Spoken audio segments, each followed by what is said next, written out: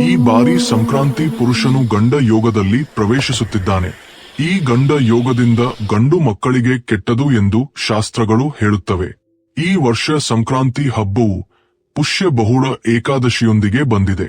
ಅದರ ಜೊತೆಗೆ ಆ ದಿನ ಅನುರಾಧ ನಕ್ಷತ್ರವು ಬರುವುದು ಮತ್ತು ಅತ್ಯಂತ ಅಪಾಯಕಾರಿ ದಂಡ ಯೋಗವು ರೂಪುಗೊಳ್ಳುವುದು ಬಹಳ ವಿಪತ್ಕರವಾದ ಪರಿಣಾಮವಾಗಿದೆ. ಜ್ಯೋತಿಷ್ಯ ಶಾಸ್ತ್ರದ ಪ್ರಕಾರ ಗಂಡ ಯೋಗ ಇರುವ ಸಮಯದಲ್ಲಿ ಸಂಕ್ರಾಂತಿ ಬರುವುದರಿಂದ ಅದರ ಪರಿಣಾಮವು ನೇರವಾಗಿ ಪುತ್ರ ಸಂತಾನದ ಮೇಲೆ ಬೀರುತ್ತದೆ ಎಂದು ಶಾಸ್ತ್ರಗಳು ಘೋಷಿಸುತ್ತಿವೆ. ಅಂದರೆ ಗಂಡು ಮಕ್ಕಳನ್ನು ಹೊಂದಿರುವವರು ಆ ಮಕ್ಕಳಿಗೆ ಈ ವರ್ಷ ಅಪಾಯ ಕಾದಿದೆ ಎಂದು ಅರ್ಥ. ಈ ಗಂಡ ಯೋಗದಿಂದ ಮಕ್ಕಳ ಆರೋಗ್ಯದಲ್ಲಿ ಅನಿರೀಕ್ಷಿತ ಬದಲಾವಣೆಗಳು ಬರಬಹುದು. ಅಲ್ಲಿಯವರೆಗೆ ತುಂಬಾ ಆಕ್ಟಿವ್ ಆಗಿದ್ದ ಮಕ್ಕಳು ಇದ್ದಕ್ಕಿದ್ದಂತೆ ನಿತ್ರಾಣಗೊಳ್ಳುವುದು ಸಂಭವಿಸಬಹುದು. ಆದರೆ ಆರೋಗ್ಯ ಸಮಸ್ಯೆಗಳು ಉದ್ಭವಿಸುವುದು ಮುಂತಾದವು ನಡೆಯುತ್ತಿರುತ್ತವೆ. ಕೇವಲ ಆರೋಗ್ಯ ಮಾತ್ರವಲ್ಲದೆ ಅವರ ವಿದ್ಯಾಭ್ಯಾಸದ ಬೆಳವಣಿಗೆ ವಿಪರೀತ ಅಡೆತಡೆಗಳು ಎದುರಾಗುತ್ತಿರುತ್ತವೆ.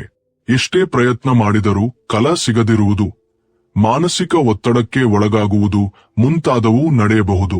ಅಷ್ಟೇ ಅಲ್ಲದೆ ಈ ಗಂಡ ಯೋಗದ ಪ್ರಭಾವದಿಂದ ಮಕ್ಕಳಿಗೆ ಅಪಘಾತಗಳು ಸಂಭವಿಸುವ ಸಾಧ್ಯತೆಯೂ ತುಂಬಾ ಹೆಚ್ಚಿದೆ.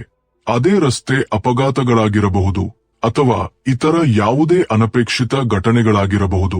ಕೊನೆಗೆ ಅವರ ಪ್ರಾಣಕ್ಕೆ ಅಪಾಯ ಬರುವ ಸಾಧ್ಯತೆಯೂ ಇದೆ ಎಂದು ಜ್ಯೋತಿಷಿಗಳು ಎಚ್ಚರಿಸುತ್ತಿದ್ದಾರೆ. ಎಂದರೆ ಪರಿಸ್ಥಿತಿ ಎಷ್ಟು ಗಂಭೀರವಾಗಿದೆ ಎಂದು ನೀವು ಅರ್ಥ ಮಾಡಿಕೊಳ್ಳಬೇಕು.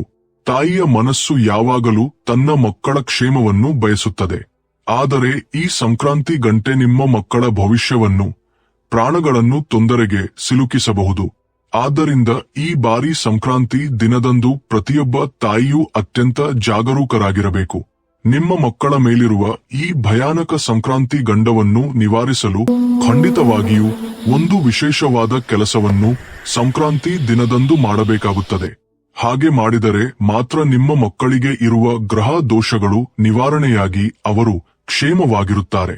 ಒಂದು ವೇಳೆ ನೀವು ನಿರ್ಲಕ್ಷ್ಯ ಮಾಡಿದರೆ ಮುಂಬರುವ ದಿನಗಳಲ್ಲಿ ಅನೇಕ ರೀತಿಯ ತೊಂದರೆಗಳನ್ನು ಎದುರಿಸಬೇಕಾಗುತ್ತದೆ. ಹಾಗಾದರೆ ಸಂಕ್ರಾಂತಿ ದಿನದಂದು ಗಂಡು ಮಕ್ಕಳಿರುವ ತಾಯಂದಿರು ಏನು ಮಾಡಬೇಕು? ಆ ಗಂಡಾಂತರದಿಂದ ತಮ್ಮ ಮಗುವನ್ನು ಹೇಗೆ ರಕ್ಷಿಸಿಕೊಳ್ಳಬೇಕು ಎಂಬುದನ್ನು ಈಗ ನಾವು ಈ ವಿಡಿಯೋದಲ್ಲಿ ಅತ್ಯಂತ ವಿವರವಾಗಿ ತಿಳಿದುಕೊಳ್ಳೋಣ. ಸ್ನೇಹಿತರೆ, ನೀವು ವಿಡಿಯೋವನ್ನು ಕೊನೆಯವರೆಗೂ ನೋಡುವುದು ಬಹಳ ಮುಖ್ಯ. ಒಂದು ವೇಳೆ ಮಧ್ಯದಲ್ಲಿ ನಿಲ್ಲಿಸಿದರೆ ಅಥವಾ ಸರಿಯಾಗಿ ಅರ್ಥಮಾಡಿಕೊಳ್ಳದಿದ್ದರೆ ನೀವು ಮಾಡುವ ಪರಿಹಾರದಲ್ಲಿ ತಪ್ಪು ಸಂಭವಿಸುವ ಸಾಧ್ಯತೆ ಇರುತ್ತದೆ. ಇದು ನಿಮ್ಮ ಮಕ್ಕಳ ಪ್ರಾಣಕ್ಕೆ ಸಂಬಂಧಿಸಿದ ವಿಷಯವಾಗಿರುವುದರಿಂದ ಒಂದು ನಿಮಿಷವೂ ವ್ಯರ್ಥ ಮಾಡದೆ ಎಚ್ಚರಿಕೆಯಿಂದ ಆಲಿಸಿ. ವಿಡಿಯೋಗಳನ್ನು ನೋಡದಿರುವುದರಿಂದ ನಿಮ್ಮ ಮಕ್ಕಳಿಗೆ ಅಪಾಯ ಕಾದಿದೆ. ಒಬ್ಬ ತಾಯಿಯಾಗಿ ನಿಮ್ಮ ಮಕ್ಕಳ ರಕ್ಷಣೆಗಾಗಿ ಮೀಸಲಿಡುವ ಈ ಕೆಲವು ನಿಮಿಷಗಳು ಅವರ ಜೀವನವನ್ನು ಬದಲಾಯಿಸಬಹುದು. ಅದಕ್ಕೂ ಮೊದಲು ಈ ಪ್ರಮುಖ ಮಾಹಿತಿಯನ್ನು ನಿಮ್ಮ ಬಳಿಯೇ ಇಟ್ಟುಕೊಳ್ಳಬೇಡಿ. ಗಂಡು ಮಕ್ಕಳಿರುವ ಪ್ರತಿಯೊಬ್ಬ ತಾಯಿಗೂ, ಪ್ರತಿಯೊಬ್ಬ ತಂದೆಗೂ, ಬಂಧು ಮಿತ್ರರಿಗೂ ಈ ವಿಡಿಯೋವನ್ನು ತಕ್ಷಣವೇ ಹಂಚಿಕೊಳ್ಳಿ. ಏಕೆಂದರೆ ನಮ್ಮ ಸುತ್ತಮುತ್ತಲಿನವರು ಚೆನ್ನಾಗಿದ್ದರೆ ಮಾತ್ರ ನಾವು ಚೆನ್ನಾಗಿರುತ್ತೇವೆ. ನೀವು ಮಾಡುವ ಈ ಒಂದು ಸೇವೆಯಿಂದ ಇನ್ನೊಬ್ಬ ಮಗುವಿಗೆ ಇರುವ ಗಂಡಾಂತರ ದೂರವಾಗಬಹುದು. ಅದೇ ರೀತಿ ಈ ವಿಡಿಯೋವನ್ನು ಈಗಲೇ ಲೈಕ್ ಮಾಡಿ. ನಮ್ಮೆಲ್ಲರ ಮಕ್ಕಳನ್ನು ಆ ದೇವವೇ ಕಾಪಾಡಲಿ ಎಂದು ಹಾರೈಸುತ್ತಾ ಕಾಮೆಂಟ್ ಬಾಕ್ಸ್ನಲ್ಲಿ ಮಾಡೋಣ ಎಂದು ಭಕ್ತಿಯಿಂದ ಟೈಪ್ ಮಾಡಿ. ಆ ಶ್ರೀ ರಾಮಚಂದ್ರನ ಆಶೀರ್ವಾದ ನಿಮ್ಮ ಮಕ್ಕಳ ಮೇಲೆ ಸದಾ ಇರಲಿ ಎಂದು ಮನೋಪೂರ್ವಕವಾಗಿ ಪ್ರಾರ್ಥಿಸುತ್ತೇವೆ. ಇನ್ನು ವಿಷಯಕ್ಕೆ ಬಂದರೆ, ಸಂಕ್ರಾಂತಿ ಪುರುಷ ಯಾವಾಗಲೂ ಒಂದು ಸಂದೇಶದೊಂದಿಗೆ ಬರುತ್ತಾನೆ. ಈ ವರ್ಷ ಆತ ಬರುತ್ತಿರುವ ಗಮ್ಯಸ್ಥಾನ ಸ್ವಲ್ಪವೂ ಚೆನ್ನಾಗಿಲ್ಲ. ಈ ಬಾರಿ ಸಂಕ್ರಾಂತಿ ಪುರುಷ ವರಾಹ ವಾಹನದ ಮೇಲೆ, ಅಂದರೆ ಹಂದಿಯ ಮೇಲೆ ಬರುತ್ತಿದ್ದಾನೆ. ಅದರಲ್ಲೂ ಅನುರಾಧ ನಕ್ಷತ್ರದಲ್ಲಿ ಗಂಡ ಯೋಗ ಬರುವುದು ಒಂದು ಎಚ್ಚರಿಕೆಯಂತೆ. ಮಕ್ಕಳಿರುವವರು ಈ ಸಂಕ್ರಾಂತಿಯನ್ನು ಕೇವಲ ಹಬ್ಬ ಹರಿದಿನಗಳಿಗಾಗಿ ಮಾತ್ರವಲ್ಲದೆ ಒಂದು ರಕ್ಷಣಾ ಕವಚದಂತೆ ಭಾವಿಸಿ ಎಚ್ಚರಿಕೆಗಳನ್ನು ತೆಗೆದುಕೊಳ್ಳಬೇಕು. ಇಲ್ಲದಿದ್ದರೆ ಗಂಡ ಯೋಗದ ಪ್ರಭಾವದಿಂದ ಉಂಟಾಗುವ ನಷ್ಟವನ್ನು ತುಂಬಿಕೊಳ್ಳುವುದು ಯಾರಿಗೂ ಸಾಧ್ಯವಿಲ್ಲ. ಆದ್ದರಿಂದ ಈ ಸಂಕ್ರಾಂತಿಗೆ ನೀವು ಮಾಡಬೇಕಾದ ಆ ಪರಿಹಾರ ಏನು ಎಂದು ಈಗ ನೋಡೋಣ. ಈ ಪರಿಹಾರದ ಮೂಲಕ ಮಾತ್ರ ನಿಮ್ಮ ಮಕ್ಕಳ ಮೇಲಿರುವ ಆ ಗಂಡಾಂತರದಿಂದ ಮುಕ್ತಿ ಸಿಗುತ್ತದೆ.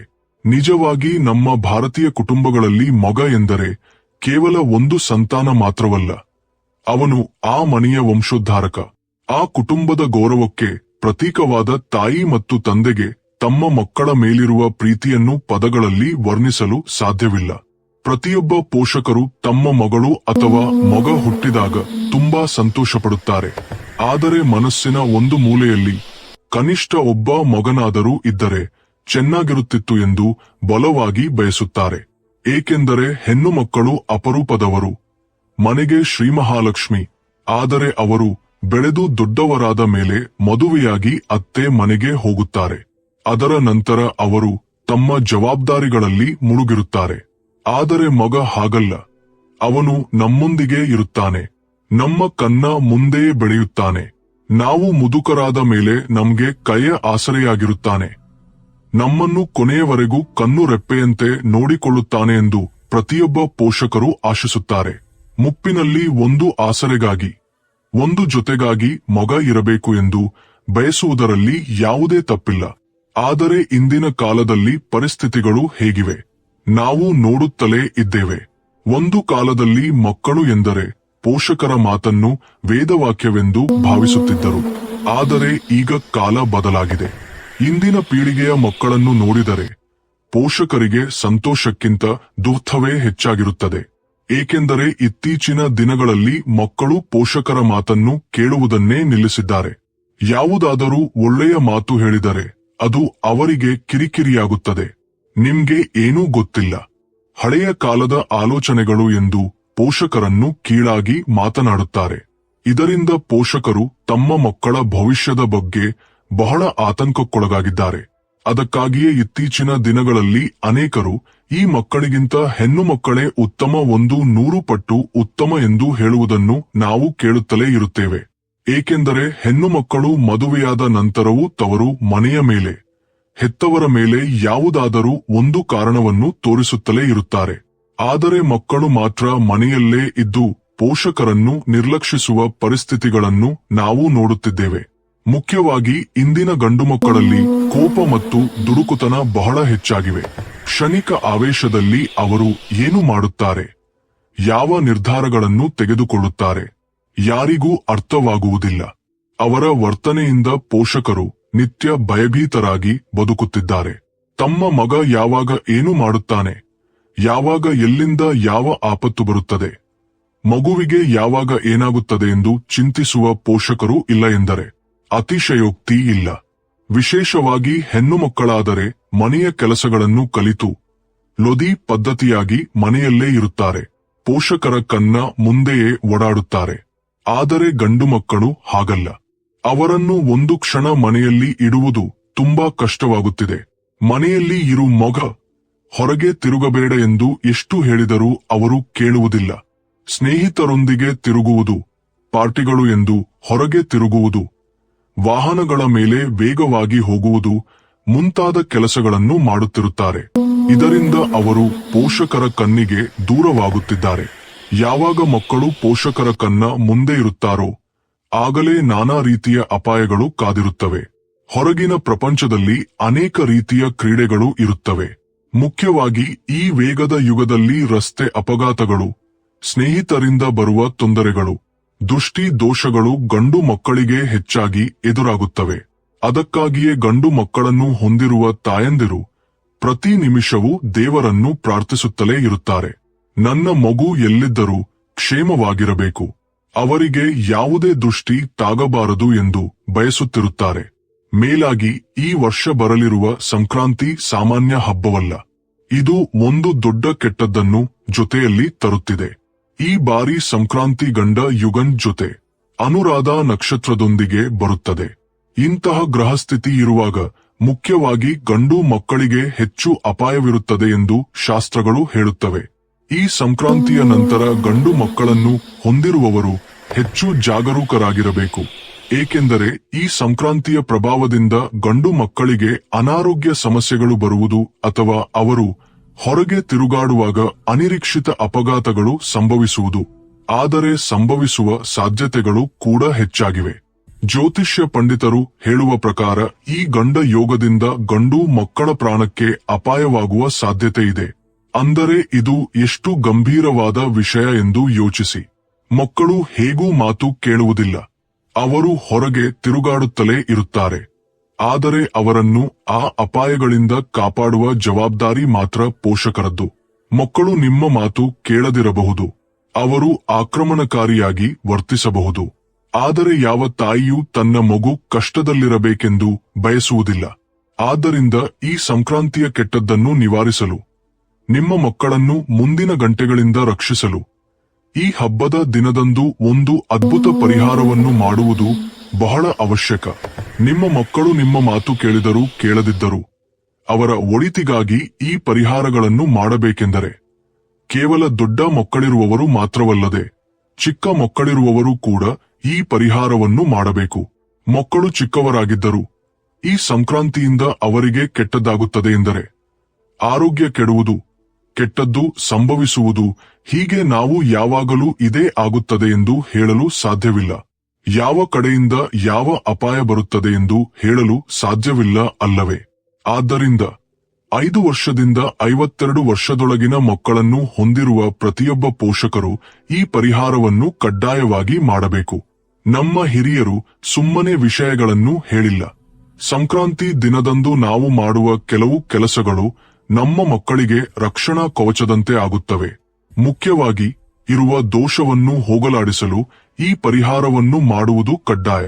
ಆ ಪರಿಹಾರವನ್ನು ಮಾಡದಿದ್ದರೆ ನಿಮ್ಮ ಮಗನ ಆರೋಗ್ಯ ಹಾಳಾಗುವುದಲ್ಲದೆ ಅವರ ಅಭಿವೃದ್ಧಿಯೂ ನಿಲ್ಲುವ ಅಪಾಯವಿದೆ.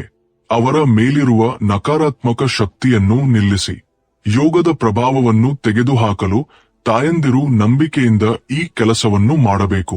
ತಾಯಂದಿರಿಗೆ ಸಾಧ್ಯವಾಗದಿದ್ದರೆ, ತಾಯಂದಿರು ಇಲ್ಲದಿದ್ದರೆ ತಂದೆಯಾದರೂ ಈ ಪರಿಹಾರವನ್ನು ಮಾಡಬಹುದು. ಕಾಲ ಯಾವಾಗಲೂ ಒಂದೇ ರೀತಿ ಇರುವುದಿಲ್ಲ. ಇಂತಹ ಕ್ರೀಡೆಗಳು, ಗಂಟೆಗಳು ಬಂದಾಗ ನಾವು ಮಾಡುವ ಸಣ್ಣ ಸಣ್ಣ ದೈವಿಕ ಕಾರ್ಯಗಳು ಮಗುವನ್ನು ಬೀರುತ್ತಿರುತ್ತವೆ. ಏಕೆಂದರೆ ಈ ಬಾರಿ ಸಂಕ್ರಾಂತಿ ಪುರುಷ ಮಹೋ ಎಂಬ ಹೆಸರಿನಿಂದ ಬರುತ್ತಿದ್ದಾನೆ. ವರಾಹ ವಾಹನದ ಮೇಲೆ ಬರುತ್ತಿದ್ದಾನೆ.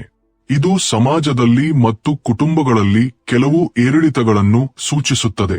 ವಿಶೇಷವಾಗಿ ಪುತ್ರರಿಗೆ ಕೆಟ್ಟದು ಎಂದು ಶಾಸ್ತ್ರ ಹೇಳುವಾಗ ನಾವು ನಿರ್ಲಕ್ಷ್ಯ ಮಾಡಬಾರದು. ನಮ್ಮವನು ಚೆನ್ನಾಗಿದ್ದಾನೆ ಅಲ್ವಾ, ನಮಗೇನೂ ಆಗುವುದಿಲ್ಲ ಎಂದುಕೊಳ್ಳುವುದು ದೊಡ್ಡ ತಪ್ಪು. ಈ ಸಂಕ್ರಾಂತಿಯ ಪ್ರಭಾವ ಎಲ್ಲರ ಮೇಲೂ ಇರುತ್ತದೆ. ಆದ್ದರಿಂದ ಆ ಕೆಟ್ಟದ್ದನ್ನು ಹೋಗಲಾಡಿಸಿ ನಿಮ್ಮ ಮಕ್ಕಳಿಗೆ ಆಯುರಾರೋಗ್ಯಗಳನ್ನು ಪ್ರಸಾದಿಸುವಂತೆ, ಅವರಿಗೆ ಯಾವುದೇ ಅಪಾಯಗಳು ಸಂಭವಿಸದಂತೆ ನೀವು ಈ ಸಂಕ್ರಾಂತಿ ಹಬ್ಬದ ದಿನವೇ ಪರಿಹಾರವನ್ನು ಮಾಡಬೇಕು. ಈ ಪರಿಹಾರವನ್ನು ನೀವು ಭೋಗಿ ಹಬ್ಬದ ದಿನ ಅಥವಾ ಸಂಕ್ರಾಂತಿ ಹಬ್ಬದ ದಿನ ಮಾಡಿ. ಈ 2 ದಿನಗಳಲ್ಲಿ ನಿಮ್ಮ ಅನುಕೂಲಕ್ಕೆ ತಕ್ಕಂತೆ, ಸಮಯಕ್ಕೆ ತಕ್ಕಂತೆ ಯಾವುದಾದರೂ ಒಂದು ದಿನವನ್ನು ಆರಿಸಿಕೊಳ್ಳಿ. ಆದರೆ ಇಲ್ಲಿ ನೀವು ಖಂಡಿತವಾಗಿ ನೆನಪಿಟ್ಟುಕೊಳ್ಳಬೇಕಾದ ಒಂದು ಮುಖ್ಯ ನಿಯಮವಿದೆ. ಅದೇ ನಿಮ್ಮ ಸಂಕ್ರಾಂತಿ ಹಬ್ಬ ಮುಗಿದ ನಂತರ, ಅಂದರೆ ಕನುಮ ದಿನ ಅಥವಾ ನಂತರದ ದಿನಗಳಲ್ಲಿ ಈ ಪರಿಹಾರವನ್ನು ಖಂಡಿತವಾಗಿಯೂ ಮಾಡಬಾರದು. ಏಕೆಂದರೆ ಆ ಸಮಯದಲ್ಲಿ ಗ್ರಹಗಳ ಅನುಕೂಲತೆ ಈ ಪರಿಹಾರಕ್ಕೆ ಬೇಕಾದ ಶಕ್ತಿ ವಾತಾವರಣದಲ್ಲಿ ಇರುವುದಿಲ್ಲ. ಆದ್ದರಿಂದ ಹಬ್ಬದ ದಿನಗಳಲ್ಲಿಯೇ, ಈ ಪವಿತ್ರವಾದ ಗಳಿಗೆಗಳಲ್ಲಿಯೇ ಈ ಕೆಟ್ಟದ್ದನ್ನು ತೊಡೆದು ಹಾಕಬೇಕು. ಸಮಯದ ವಿಷಯಕ್ಕೆ ಬಂದರೆ ಇದನ್ನು ಸಂಧ್ಯಾ ಸಮಯದಲ್ಲಿ ಮಾಡುವುದು ಅತ್ಯಂತ ಶ್ರೇಯಸ್ಕರ. ಬೆಳಿಗ್ಗೆಯಾದರೆ ಸೂರ್ಯೋದಯಕ್ಕೆ ಹತ್ತಿರವಿರುವ ಸಮಯ, ಅಂದರೆ 5 ಗಂಟೆಯಿಂದ 7 ಗಂಟೆಯ ನಡುವೆ ಮಾಡಬೇಕು. ಬೆಳಿಗ್ಗೆ ಬ್ರಹ್ಮಮುಹೂರ್ತದ ನಂತರ ಬರುವ ಈ ಸಮಯ ಬಹಳ ಶುದ್ಧವಾಗಿರುತ್ತದೆ. ಒಂದು ವೇಳೆ ಬೆಳಿಗ್ಗೆ ಸಾಧ್ಯವಾಗದವರು ಅಥವಾ ಬೆಳಿಗ್ಗೆ ಕೆಲಸದ ಗಡಿಬಿಡಿಯಲ್ಲಿ ಮರೆತವರು ಸಂಜೆ ಸಮಯದಲ್ಲಿ, ಅಂದರೆ ಸೂರ್ಯಾಸ್ತದ ಸಮಯದಲ್ಲಿ 6 ಗಂಟೆಯಿಂದ ರಾತ್ರಿ 8ರ ನಡುವೆ ಈ ಪರಿಹಾರವನ್ನು ಪೂರ್ಣಗೊಳಿಸಬೇಕು. ಈ ಸಮಯಗಳು, ಅಂದರೆ ಹಗಲು ರಾತ್ರಿ ಸೇರಿದ ಸಂಧ್ಯಾ ಸಮಯಗಳು ಬಹಳ ಶಕ್ತಿಶಾಲಿ. ಆದ್ದರಿಂದಲೇ ದೃಷ್ಟಿದೋಷಗಳು ಹೋಗಬೇಕೆಂದರೆ, ನಕಾರಾತ್ಮಕ ಶಕ್ತಿ ದೂರವಾಗಬೇಕೆಂದರೆ, ಕೆಟ್ಟದ್ದು ಹೋಗಬೇಕೆಂದರೆ ಈ ಸಮಯದಲ್ಲಿಯೇ ಮಾಡಬೇಕೆಂದು ನಮ್ಮ ಹಿರಿಯರು ಪದೇ ಪದೇ ಹೇಳುತ್ತಾರೆ. ಮೊದಲಿಗೆ ನೀವು ಒಂದು ತಾಮ್ರದ ಚೊಂಬನ್ನು ತೆಗೆದುಕೊಳ್ಳಬೇಕು. ಇಲ್ಲಿ ತಾಮ್ರದ ಪಾತ್ರೆಗಳನ್ನೇ ಏಕೆ ಬಳಸಬೇಕು ಎಂಬ ಸಂದೇಹ ಬರಬಹುದು. ತಾಮ್ರದ ಲೋಹಕ್ಕೆ ಒಂದು ವಿಶೇಷವಾದ ವಿದ್ಯುತ್ಕಾಂತೀಯ ಶಕ್ತಿ ಇರುತ್ತದೆ. ಅದು ವಾತಾವರಣದಲ್ಲಿರುವ ನಕಾರಾತ್ಮಕ ಶಕ್ತಿಯನ್ನು ಮತ್ತು ತರಂಗಗಳನ್ನು ಬಹಳ ವೇಗವಾಗಿ ತನ್ನೊಳಗೆ ಸೆಳೆದುಕೊಳ್ಳುತ್ತದೆ. ಆದ್ದರಿಂದಲೇ ಪೂರ್ವದಿಂದಲೂ ತೀರ್ಥ ನೀಡುವ ಪಾತ್ರೆಗಳನ್ನು ಕೂಡ ತಾಮ್ರದ್ದನ್ನೇ ಬಳಸುತ್ತಿದ್ದರು.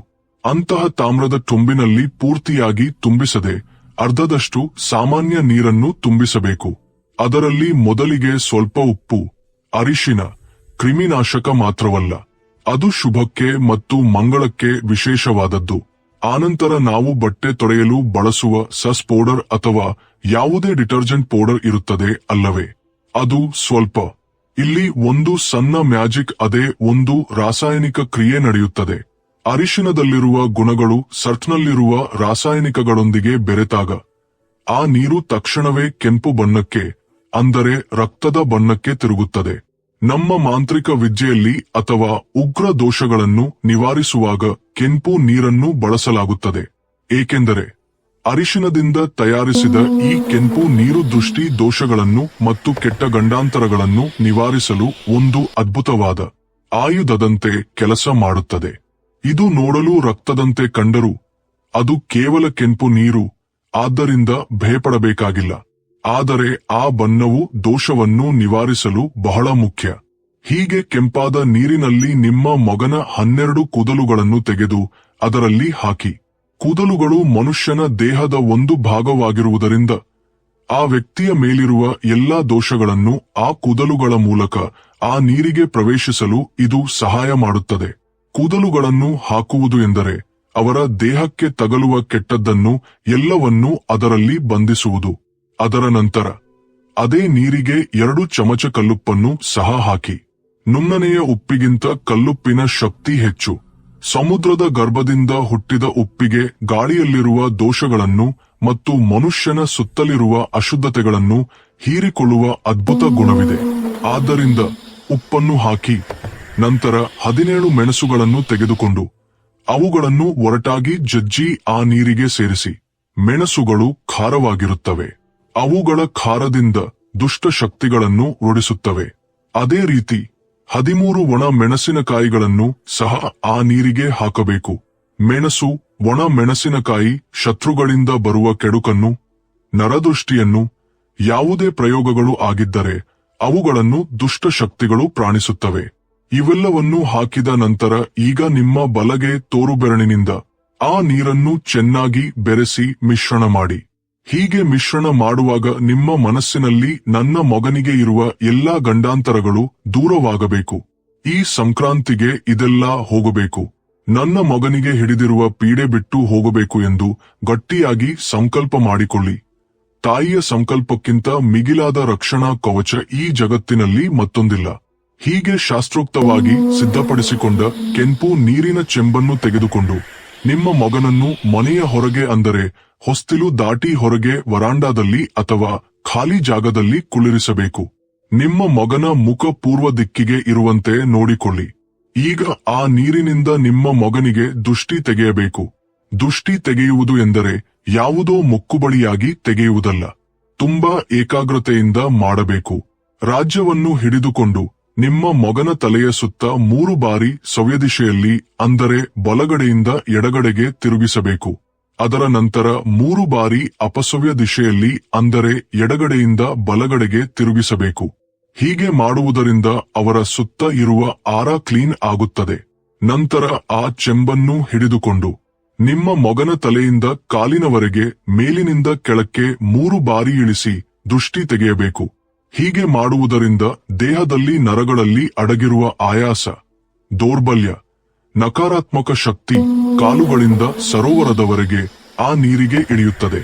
ದಿಷ್ಟಿ ತೆಗೆದ ತಕ್ಷಣ ಒಂದು ಕ್ಷಣವೂ ತಡಮಾಡದೆ ಆ ನೀರನ್ನು ತೆಗೆದುಕೊಂಡು ಹೋಗಿ ಮನೆಗೆ ದೂರವಿರುವ ಒಂದು ಕಾಲುವೆಗಳಲ್ಲಿ ಅಥವಾ ನಿಮ್ಮ ಮನೆಯ ಹತ್ತಿರ ಎಲ್ಲಾದರೂ ನೀರಿದ್ದರೆ ಆ ನೀರಿನಲ್ಲಿಯೇ ಹರಿಯಬೇಕು. ಇಲ್ಲಿ ನೀವು ಅತ್ಯಂತ ಜಾಗರೂಕರಾಗಿರಬೇಕಾದ ವಿಷಯವೊಂದು ಇದೆ. ಆ ನೀರನ್ನು ಜನಸಂದಣಿಯಲ್ಲಿ, ಮಕ್ಕಳು ಆಡುವ ಜಾಗದಲ್ಲಿ ಅಥವಾ ಮನೆಯ ಆವರಣದಲ್ಲಿರುವ ಗಿಡಗಳ ಬುಡದಲ್ಲಿ ಸುರಿಯಬಾರದು. ಏಕೆಂದರೆ ಆ ನೀರಿನಲ್ಲಿ ಈಗ ಬಹಳ ಉಗ್ರವಾದ ನಕಾರಾತ್ಮಕ ಶಕ್ತಿ ಇರುತ್ತದೆ. ತಪ್ಪಿ ಯಾರಾದರೂ ಆ ನೀರನ್ನು ತುಳಿದರೂ ಅಥವಾ ಆ ನೀರಿನ ಆವಿ ತಗುಲಿದರೂ ಅವರಿಗೆ ಆ ದೋಷ ಅಂಟಿಕೊಳ್ಳುವ ಅಪಾಯವಿದೆ. ಆದ್ದರಿಂದ ಡ್ರೈನೇಜ್ಗೆ ಸುರಿಯುವುದೇ ಉತ್ತಮ. ಅದು ತಕ್ಷಣವೇ ಹೋಗುತ್ತದೆ. ನೀರನ್ನು ಸುರಿದ ನಂತರ ಹಿಂದಿರುಗಿ ನೋಡದೆ ಕಾಲು ಕೈಗಳನ್ನು ತೊಳೆದುಕೊಂಡು ಮನೆಗೆ ಬರಬೇಕು. ಈ ವಿಷಯವನ್ನು ಬಹಳ ಜಾಗರೂಕತೆಯಿಂದ ನೆನಪಿಟ್ಟುಕೊಳ್ಳಿ. ಇನ್ನೊಂದು ಮುಖ್ಯವಾದ ವಿಷಯ, ನಿಮ್ಮ ಮನೆಯಲ್ಲಿ ಎಷ್ಟು ಗಂಡು ಮಕ್ಕಳಿದ್ದಾರೋ ಅಷ್ಟು ಜನರಿಗೆ ಪ್ರತ್ಯೇಕವಾಗಿ, ಪ್ರತ್ಯೇಕ ತಿಂಗಳಿನಲ್ಲಿ, ಪ್ರತ್ಯೇಕ ಬಾರಿ ಹೀಗೆ ದಿಷ್ಟಿ ತೆಗೆಯಬೇಕು. ಒಬ್ಬರಿಗೆ ತೆಗೆದ ನೀರಿನಿಂದ ಇನ್ನೊಬ್ಬರಿಗೆ ತೆಗೆಯಬಾರದು, ಅಥವಾ ಎಲ್ಲರನ್ನೂ ಒಂದೇ ಬಾರಿಗೆ ಕೂರಿಸಿ ಒಂದೇ ಹೇಳುತ್ತಾ ತೆಗೆಯಬಾರದು. ಯಾರ ಕರ್ಮ, ಯಾರ ದೋಷ ಅವರದೇ ಆಗಿರುವುದರಿಂದ ಪ್ರತಿಯೊಬ್ಬರಿಗೂ ಪ್ರತ್ಯೇಕವಾಗಿ ಸಮಯ ಮೀಸಲಿಟ್ಟು ಪರಿಹಾರ ಮಾಡಿ. ಸಾಮಾನ್ಯವಾಗಿ ಸಂಕ್ರಾಂತಿ ಹಬ್ಬಕ್ಕೆ ಶಾಲೆಗಳು ಮತ್ತು ಕಾಲೇಜುಗಳಿಗೆ ರಜೆ ಇರುವುದರಿಂದ ಮಕ್ಕಳು ಮನೆಯಲ್ಲಿರುತ್ತಾರೆ. ಆದರೆ ನಿಮ್ಮ ಮಕ್ಕಳು ವಿದ್ಯಾಭ್ಯಾಸದ ಕಾರಣದಿಂದ ಅಥವಾ ಉದ್ಯೋಗದ ಕಾರಣದಿಂದ ಹಾಸ್ಟೆಲ್ಗಳಲ್ಲಿ ಅಥವಾ ಬೇರೆ ಊರಿನಲ್ಲಿ ಇದ್ದರೂ ಸಹ ಸಾಧ್ಯವಾದಷ್ಟು ಅವರನ್ನು ಈ ಹಬ್ಬಕ್ಕೆ ಮನೆಗೆ ಕರೆಸಿಕೊಳ್ಳಿ. ಬಲವಂತದಿಂದಾದರೂ ಸರಿ ಅವರನ್ನು ಕರೆಸಿ ಈ ಪರಿಹಾರವನ್ನು ಮಾಡಿ. ಏಕೆಂದರೆ ಅವರ ಪ್ರಾಣಕ್ಕೆ ಬರುವ ಖಂಡಗಳನ್ನು ಮತ್ತು ಅಕಸ್ಮಾತ್ತಾಗಿ ಬರುವ ಅಪಾಯಗಳನ್ನು ತಪ್ಪಿಸಲು ಇದು ಬಹಳ ಅವಶ್ಯಕ. ಪೋಷಕರಾಗಿ ಅವರ ಕ್ಷೇಮಕ್ಕಾಗಿ ನೀವು ಇಷ್ಟಾದರೂ ಮಾಡುವುದಿಲ್ಲವೇ? ಖಂಡಿತ ಮಾಡಬೇಕು. ಒಂದು ವೇಳೆ ಅವರು ಬರಲು ಸಾಧ್ಯವಾಗದಿದ್ದರೆ ಕನಿಷ್ಠ ಅವರ ಫೋಟೋಗೆ ದೃಷ್ಟಿ ತೆಗೆದು ಈ ಪರಿಹಾರವನ್ನು ಮಾಡಿ ಆ ಜಗನ್ಮಾತೆಯನ್ನು ಮನಸಾರೆ ಪ್ರಾರ್ಥಿಸಿ. ಆದರೆ ವಿಶೇಷವಾಗಿ ಮಾಡುವುದರಿಂದ ಸಿಗುವ ಫಲಿತಾಂಶಗಳು 100ಕ್ಕೆ 100 ಪಾಲು ಇರುತ್ತದೆ. ಈ ಅರ ನೀರು ಪರಿಹಾರದ ಜೊತೆಗೆ ಮತ್ತೊಂದು ಮುಖ್ಯವಾದ ಕೆಲಸವನ್ನು ಸಹ ನೀವು ಈ ಸಂಕ್ರಾಂತಿಗೆ ಮಾಡಬೇಕಾಗುತ್ತದೆ. ಏನಿಲ್ಲ, ಈ ಹಬ್ಬದ ದಿನ ಎಳ್ಳು ದಾನ ಮಾಡಿ. ಅಂದರೆ ಬರೀ ಎಳ್ಳು ಅಲ್ಲದೆ ಬೆಲ್ಲದೊಂದಿಗೆ ಸೇರಿಸಿ ಕೊಡಿ. ಈ ಸಂಕ್ರಾಂತಿ ದಿನದಂದು ಎಳ್ಳು ಮತ್ತು ಬೆಲ್ಲವನ್ನು ಸೇರಿಸಿ ಬ್ರಾಹ್ಮಣರಿಗೆ ನಿಮ್ಮ ಮಗನ ಹೆಸರಿನಲ್ಲಿ ಅವನ ಗೋತ್ರನಾಮಗಳೊಂದಿಗೆ ಸಂಕಲ್ಪ ಹೇಳಿಕೊಂಡು ದಾನವಾಗಿ ನೀಡಬೇಕು. ಆದರೆ ಈ ದಿನಗಳಲ್ಲಿ ಎಳ್ಳು ದಾನ ಎಂದರೆ ಅದು ಶನಿ ದಾನ ಎಂದು ಹೆದರಿ ಅಥವಾ ಇತರ ಕಾರಣಗಳಿಂದ ತೆಗೆದುಕೊಳ್ಳಲು ಎಲ್ಲ ಬ್ರಾಹ್ಮಣರು ಒಪ್ಪಿಕೊಳ್ಳುತ್ತಿಲ್ಲ. ಒಂದು ವೇಳೆ ಬ್ರಾಹ್ಮಣರು ಸಿಗದಿದ್ದರೆ ಅಥವಾ ಅವರು ನಿರಾಕರಿಸಿದರೆ ನೀವು ಚಿಂತಿಸಬೇಕಾಗಿಲ್ಲ. ಅದಕ್ಕೆ ಪರ್ಯಾಯವೂ ಇದೆ. ಚೆನ್ನಾಗಿ ನಿಮ್ಮ ಮನೆಯಲ್ಲೇ ಎಳ್ಳು ಬೆಲ್ಲ ಸೇರಿಸಿ ಚಿಕ್ಕ ಚಿಕ್ಕ ಎಳ್ಳುಂಡೆಗಳನ್ನು ತಯಾರಿಸಿ ಆ ಉಂಡೆಗಳನ್ನು ನಿಮ್ಮ ಮಗನ ಕೈಯಿಂದಲೇ ಮನೆಯಲ್ಲಿರುವ ಬಡವರಿಗೆ ಅಥವಾ ಕಾಲೋನಿಯಲ್ಲಿರುವ ಬಡ ಮಕ್ಕಳಿಗೆ ಹಂಚಿ ಅವರಿಗೆ ಕೊಡುವಾಗ ಇದು ಗ್ರಹದೋಷ ನಿವಾರಣೆಗೆ ನೀಡುತ್ತಿರುವ ದಾನ ಎಂದು ಹೇಳುವ ಅಗತ್ಯವಿಲ್ಲ. ಹಬ್ಬದ ದಿನ ತಿಂಡಿ ಕೊಡುತ್ತಿದ್ದೇವೆ ಎಂದು ಹೇಳಿ ಪ್ರೀತಿಯಿಂದ ನೀಡಿ. ಅವರು ಸಂತೋಷದಿಂದ ತಿಂದರೆ ಆ ತೃಪ್ತಿ ನಿಮ್ಮ ಮಗನಿಗೆ ರಕ್ಷೆಯಾಗುತ್ತದೆ. ಹಸಿದವರಿಗೆ ಆಹಾರ ನೀಡಿದರೆ ಸಿಗುವ ಪುಣ್ಯ ಯಾವುದೇ ಹೋಮ ಮಾಡಿದರೂ ಸಿಗುವುದಿಲ್ಲ. ಹೀಗೆ ಮಾಡುವುದರಿಂದ ನಿಮ್ಮ ಮಕ್ಕಳ ಮೇಲಿರುವ ಸಂಕ್ರಾಂತಿಯ ಗಂಡ ಗ್ರಹದೋಷಗಳು ದೃಷ್ಟಿದೋಷಗಳು ಎಲ್ಲವೂ ನಾಶವಾಗುತ್ತವೆ. ಈ ಪರಿಹಾರವನ್ನು ಮಾಡುವುದರಿಂದ ಸಿಗುವ ಫಲಿತಾಂಶಗಳು ಅದ್ಭುತವಾಗಿರುತ್ತವೆ. ಒಂದು ವೇಳೆ ನಿಮ್ಮ ಮಕ್ಕಳ ಮೇಲೆ ಯಾರಾದರೂ ಏನಾದರೂ ಪ್ರಯೋಗ ಮಾಡಿದ್ದರೆ ನಿಮ್ಮ ಏಳಿಗೆಯನ್ನು ನೋಡಲಾಗದೆ ಬಂಧುಗಳು ಅಥವಾ ನೆರೆಹೊರೆಯವರು ಅತ್ತ ಅಳುವಿನಿಂದ ಉಂಟಾದ ಕನ್ನ ದೃಷ್ಟಿ ಅಂದರೆ ಯಾವುದೇ ನರದೃಷ್ಟಿ ಇದ್ದರೆ ಅವೆಲ್ಲವೂ ಈ ಪರಿಹಾರದಿಂದ ಮಾಯವಾಗುತ್ತವೆ. ಹೀಗೆ ಮಾಡುವುದರಿಂದ ನಿಮ್ಮ ಮಕ್ಕಳಿಗೆ ಮುಂದಿನ ದಿನಗಳಲ್ಲಿ ಯಾವುದೇ ಅನಾರೋಗ್ಯಗಳು ಹತ್ತಿರ ಸುಳಿಯುವುದಿಲ್ಲ. ಮುಖ್ಯವಾಗಿ ಸಂಕ್ರಾಂತಿಯಿಂದ ಉಂಟಾದ ಈ ಗಂಡ ಯೋಗದಿಂದ ಬರುವ ಕ್ರೀಡೆಗಳು ಅಂದರೆ ಅಕಾಲ ಮೃತ್ಯು, ಭಯ, ವಾಹನ ಅಪಘಾತಗಳು, ನೀರಿನ ಗಂಡಗಳು, ಅಗ್ನಿ ಅಪಘಾತಗಳು ಇಂತಹ ಪ್ರಾಣಾಪಾಯದಂತಹ ಅಪಾಯಗಳು ತಪ್ಪುತ್ತವೆ.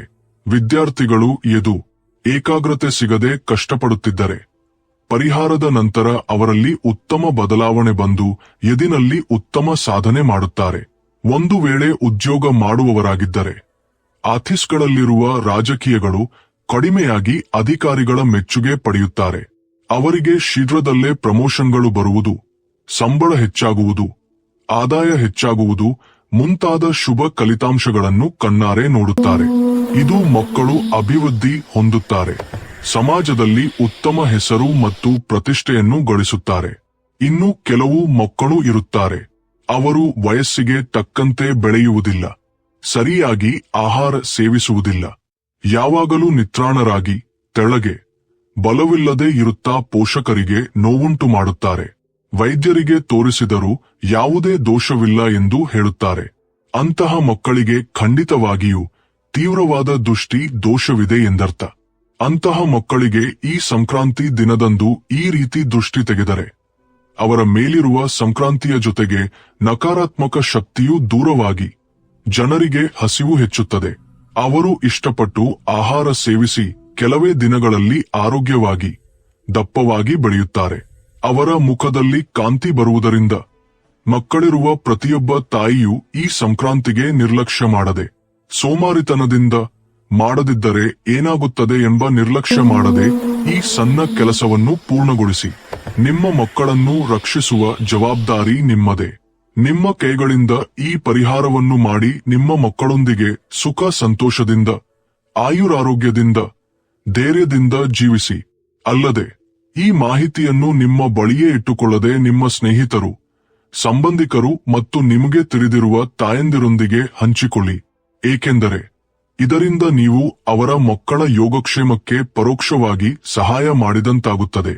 ಸಂಕ್ರಾಂತಿ ಹಬ್ಬದ ದಿನದಂದು ನಮ್ಮ ಮನೆಗೆ ಲಕ್ಷ್ಮೀದೇವಿಯನ್ನು ಆಹ್ವಾನಿಸಲು ಕೆಲವು ವಿಶೇಷ ವಸ್ತುಗಳನ್ನು ಖರೀದಿಸಿ ತರಬೇಕು ಎಂದು ಶಾಸ್ತ್ರಗಳು ಹೇಳುತ್ತವೆ. ಈ ಪವಿತ್ರ ದಿನದಂದು ನೀವು ಮನೆಗೆ ತರುವ ಕೆಲವು ವಸ್ತುಗಳು ಆ ವರ್ಷವಿಡೀ ಅದೃಷ್ಟ ಮತ್ತು ಐಶ್ವರ್ಯವನ್ನು ತರುತ್ತವೆ. ಅದರಲ್ಲಿ ಮೊದಲ ಮತ್ತು ಅತ್ಯಂತ ಪ್ರಮುಖವಾದದ್ದು ಕುಂಕುಮ. ಈ ಸಂಕ್ರಾಂತಿ ಹಬ್ಬದ ದಿನದಂದು ಮಾರುಕಟ್ಟೆಗೆ ಹೋಗಿ ಹೊಸ ಕುಂಕುಮ ಪ್ಯಾಕೆಟ್ ಅಥವಾ ಕುಂಕುಮ ಭರಣಿಯನ್ನು ಖರೀದಿಸಿ ಮನೆಗೆ ತನ್ನಿ. ಕುಂಕುಮ ಕೇವಲ ಅಲಂಕಾರಿಕ ವಸ್ತುವಲ್ಲ, ಸ್ತ್ರೀಯರ ಸೌಭಾಗ್ಯಕ್ಕೆ ಮತ್ತು ಮಂಗಳಕರ ದಾಂಪತ್ಯಕ್ಕೆ ಇದು ಪ್ರತೀಕ. ಸಾಕ್ಷಾತ್ ಮಹಾಲಕ್ಷ್ಮೀದೇವಿಗೆ ಕುಂಕುಮಾರ್ಚನೆ ಎಂದರೆ ಮಹಾ ಇಷ್ಟ. ಆದ್ದರಿಂದ ಸಂಕ್ರಾಂತಿ ದಿನದಂದು ಹೊಸ ಕುಂಕುಮವನ್ನು ಖರೀದಿಸಿ ತಂದು ಆ ಕುಂಕುಮದಿಂದ ದೇವಿಗೆ ಪೂಜೆ ಮಾಡಿದರೆ ಇಂತಹ ಸುಮಂಗಲಿ ಯೋಗ ಪ್ರಾಪ್ತವಾಗುತ್ತದೆ. ಎಂತಹ ಆರ್ಥಿಕ ತೊಂದರೆಗಳು ಹಿಮದಂತೆ ಕರಗಿ ಹೋಗುತ್ತವೆ. ಪತಿ ಆಯುರಾರೋಗ್ಯಗಳು ಚೆನ್ನಾಗಿರಬೇಕು ಮತ್ತು ಮನೆ ಕಳೆಕಟ್ಟಿರಬೇಕು ಎಂದರೆ ಈ ಸಣ್ಣ ಕೆಲಸವನ್ನು ತಪ್ಪದೆ ಮಾಡಿ. ಅಲ್ಲದೆ ಈ ದಿನ ನೀವು ಮನೆಗೆ ತರಬೇಕಾದ ಮತ್ತೊಂದು ಪ್ರಮುಖ ವಸ್ತು ಬಿಳಿ ಎಳ್ಳು. ಸಂಕ್ರಾಂತಿಗೆ ಎಳ್ಳಿಗಿರುವ ಅವಿನಾಭಾವ ಸಂಬಂಧ ಎಲ್ಲರಿಗೂ ತಿಳಿದಿದೆ. ಎಳ್ಳು ಇಲ್ಲದೆ ಸಂಕ್ರಾಂತಿ ಹಬ್ಬವೇ ಇಲ್ಲ. ಜ್ಯೋತಿಷ್ಯ ಶಾಸ್ತ್ರದ ಪ್ರಕಾರ ಎಳ್ಳು ಶನಿ ದೋಷಗಳನ್ನು ನಿವಾರಿಸುವಲ್ಲಿ ಅದ್ಭುತವಾಗಿ ಕಾರ್ಯನಿರ್ವಹಿಸುತ್ತದೆ. ಮುಖ್ಯವಾಗಿ ಬಿಳಿ ಎಳ್ಳು ಲಕ್ಷ್ಮೀ ಕಾರಕ ಎಂದು ಹೇಳಲಾಗುತ್ತದೆ. ಈ ಹಬ್ಬದ ದಿನ ಕೆಲವು ತಲೆನೋವುಗಳನ್ನು ತಂದುಕೊಂಡು ಅವುಗಳನ್ನು ದೇವರ ಕೋಣೆಯಲ್ಲಿಟ್ಟು ಪೂಜಿಸುವುದರಿಂದ ಶನಿ ಪ್ರಭಾವದ ಜೊತೆಗೆ ರಾಹು ಕೇತುಗಳಿಂದ ಉಂಟಾಗುವ ನಕಾರಾತ್ಮಕ ಪರಿಣಾಮಗಳು ಸಹ ದೂರವಾಗುತ್ತವೆ. ನಿಮ್ಮ ಸಂಪಾದನೆಗೆ ಮತ್ತು ವ್ಯಾಪಾರ ಅಭಿವೃದ್ಧಿಗೆ ಅಡ್ಡಲಾಗಿ ಯಾವುದೇ ಅದೃಶ್ಯ ಅಡೆತಡೆಗಳು ಇದ್ದರೆ ಅವೆಲ್ಲವೂ ಸಹ ನಾಶವಾಗುತ್ತವೆ. ಆದರೆ ಇಲ್ಲಿ ನೀವು ಒಂದು ವಿಷಯವನ್ನು ಬಹಳ ಎಚ್ಚರಿಕೆಯಿಂದ ಮತ್ತು ಖಂಡಿತವಾಗಿ ನೆನಪಿನಲ್ಲಿಟ್ಟುಕೊಳ್ಳಬೇಕು. ಸಂಕ್ರಾಂತಿ ದಿನದಂದು ಎಲ್ಲಾ ವಸ್ತುಗಳನ್ನು ಖರೀದಿಸುವುದು ಒಳ್ಳೆಯದಲ್ಲ. ಕೆಲವು ವಸ್ತುಗಳನ್ನು ಈ ದಿನ ಅಪ್ಪಿತಪ್ಪಿಯೂ ಖರೀದಿಸಬಾರದು, ಮನೆಗೆ ತರಬಾರದು. ಮುಖ್ಯವಾಗಿ ಉಪ್ಪು, ಬೆಲ್ಲದಿಂದ ಮಾಡಿದ ವಸ್ತುಗಳು ಮತ್ತು ಹಿತ್ತಾಳೆ ಸಾಮಾನುಗಳನ್ನು ಈ ಸಂಕ್ರಾಂತಿ ದಿನದಂದು ಹೊಸದಾಗಿ ಖರೀದಿಸಬೇಡಿ. ಇದೇ ಹಳೆಯ ಕಾಲದಿಂದ ಇರುವ ಹಿರಿಯರು ಆಚರಿಸುತ್ತಿದ್ದಾರೆ ಎಂದು ಎಚ್ಚರಿಸುತ್ತಿರುವ ನಂಬಿಕೆಗಳು. ಸಂಕ್ರಾಂತಿ ಎಂದರೆ ಸೂರ್ಯನು ಒಂದು ರಾಶಿಯಿಂದ ಮತ್ತೊಂದು ರಾಶಿಗೆ ಸಂಕ್ರಮಿಸುವ ಸಂಧಿಕಾಲ. ಇಂತಹ ಸೂಕ್ಷ್ಮ ಸಮಯದಲ್ಲಿ ಈ ವಸ್ತುಗಳನ್ನು ಖರೀದಿಸುವುದರಿಂದ ನಮಗೆ ತಿಳಿಯದೆಯೇ ಅನಗತ್ಯ ಕಷ್ಟಗಳು, ಊಹಿಸದ ಆರೋಗ್ಯ ಸಮಸ್ಯೆಗಳು, ಮನೋಶಾಂತಿ ಇಲ್ಲದಿರುವುದು ಮುಂತಾದವುಗಳು ಸಂಭವಿಸುವ ಸಾಧ್ಯತೆ ಇರುತ್ತದೆ ಎಂದು ಹಿರಿಯರು ಹೇಳುತ್ತಿರುತ್ತಾರೆ. ಆದ್ದರಿಂದ ಆ ಒಂದು ದಿನ ಈ ವಸ್ತುಗಳ ಬಳಿ ಹೋಗದಿರುವುದು ನಮಗೆ ಮತ್ತು ನಮ್ಮ ಕುಟುಂಬಕ್ಕೆ ಒಳ್ಳೆಯದು.